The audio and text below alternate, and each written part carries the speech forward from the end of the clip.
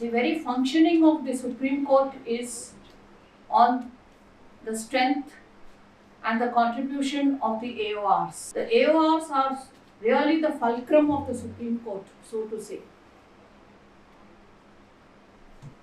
Every brief that is filed has a parent, and that parent is the advocate on record.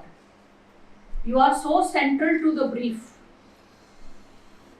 It may be that there is an advocate from the High Court or from any other court or authority, maybe tribunals or whatever, who would send the brief to another advocate.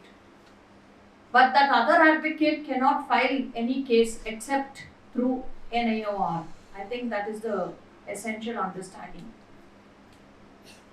Now, the reality is the AORs may get briefs on their own, because that is how the tradition has been.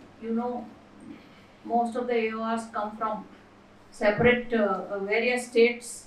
They all visit the various states during the holidays time. We see them in the High Court, and their briefs are handed over. I am now speaking as a High Court advocate, let us say. Briefs are handed over to them. They collect the briefs, get the briefings, and then they come and file, because it is only through them.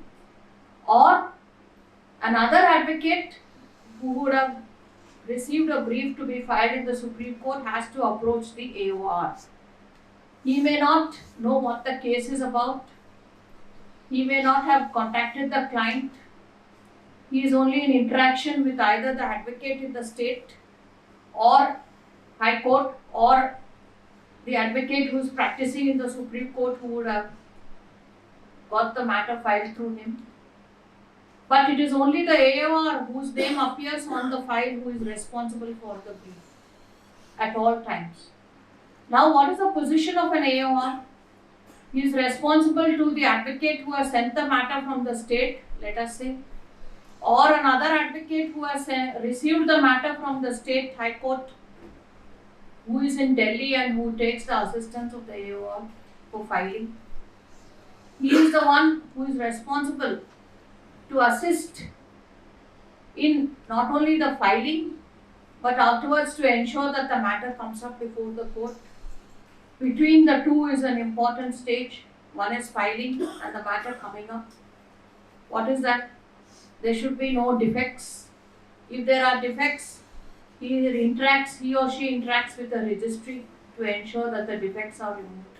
So the AORs must be very, very proficient in the format of the filing in the Supreme Court, whether it is an SLP, whether it is a writ petition, whether it is a statutory appeal, whether it is any other form, election petition, appeal, or therefore all of you must, apart from studying and passing as AORs, be familiar with the formats of each of the types of filing. Civil SLP is different sometimes, I think, from a criminal SLP. An election appeal is different from a statutory appeal. So there are formats. Please know the formats of filing of each of these SLPs. There are checklists.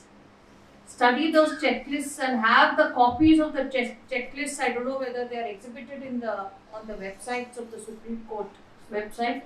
Study them so that it is as per that checklist the filing of the SLP or appeal or statutory appeal, election appeal, whatever has to be done. So therefore it is your duty, because that is where your expertise is taken, and you are the only person who has the duty coupled with responsibility, coupled with right, or whatever you may call it, the privilege to file a case in the Supreme Court. Nobody else, unless he or she is a party in person. Therefore, you should know that.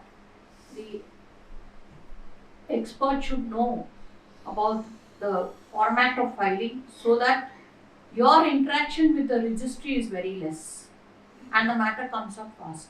That tension is not there, because you are answerable to the advocate who has sent it from, say, Bangalore, Chennai or Calcutta, or to the advocate who has brought the file to you to file it. As far as possible, please be familiar with the matter. Please read what is, suppose you are asked to draft it, you have to study the impugned judgment or order and then draft the SLP if it comes directly to you. Therefore, you are again to know what the substantive law is, what the procedural law is, reading the judgment, etc., making the grounds, etc. Sometimes you will get a ready-made grounds. Ready-made SLP, you have to only put it in the format they would have drafted it. Please be careful to read all that and just don't put ditto, because in one case we have issued notice with regard to something which was found not palatable to the court, and therefore you must read everything. If you are making the grounds, you will definitely read. You will not just make grounds, formulate grounds without reading. If you are getting a ready-made SLP, greater responsibility to know what is submitted to you, either from the High Court side or various parts of the country, or the advocate who gives it to you. If he is a person who is seasoned, he knows how it is to be drafted. But if a young person comes, there may be problems of language, grammar, appropriate words being used or not being used, and how the entire format of the SLP or civil appeal or whatever has to be filed. So that is there you have your, apart from your liaising, in the sense liaising means interacting with the registry to see that there is no defect or what you call defect in the SLP, so that it comes up on time. You are also responsible for ensuring, I think, that it is listed. Now, even for listing, you may take the assistance of senior counsel or other counsel, because the person who has said please get it listed, interim order is required, etc., etc. Therefore, for listing there should be no defect.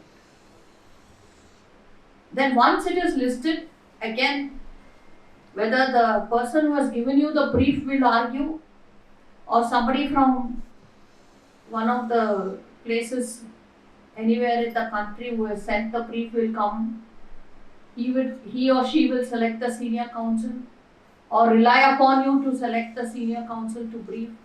Then you have to take that person who has come, and that responsibility, he or she will depend upon you. Take me to the particular senior counsel whom you have selected or he would have selected for the purpose of briefing. That will also be there. You become a briefing counsel, apart from a counsel for filing, a briefing counsel. So you should know the case. You should now know how to deal or interact with the senior counsel. All senior counsel are not same. Each one has their own temperament, their own problems that may throw. Mr. Vijay Hansaria is here to, I think, to say my statement is true. No? He is a senior counsel, but he is a pleasant person. Not everybody is like Mr. Vijay Hansaria. So you have to know the case. They'll throw the file at you otherwise.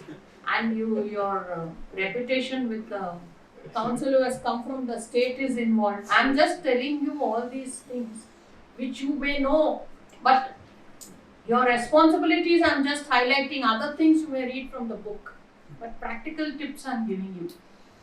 Then afterwards, again the matter has to come up.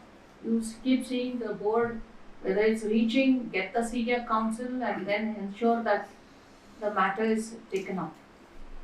So they are all tension areas. And sometimes what happens, we find that the AOR is not present in the court. Why? Because he has been engaged only to file. He doesn't know anything about it. And that person who has come from, let's say, Calcutta or any other local counsel who has got the brief, he is really in charge of the brief. He will engage the senior counsel. You don't have to do, he is a Delhi Supreme Court lawyer. He knows all the entry and exits of the court. You don't have to take him, because when we used to come, we used to depend on our AOR to get us the pass. We used to go and we used to eat with them, have coffee with them, show us the entry and exit, and then keep our luggage in their room, and then go back to our place after the case is over. So many things you have to take care of them, because it's all goodwill gestures, no, so that they continue to send the briefs, what they call feeding, no. Yes. So apart from all these things, that kind of goodwill gestures you will have to show.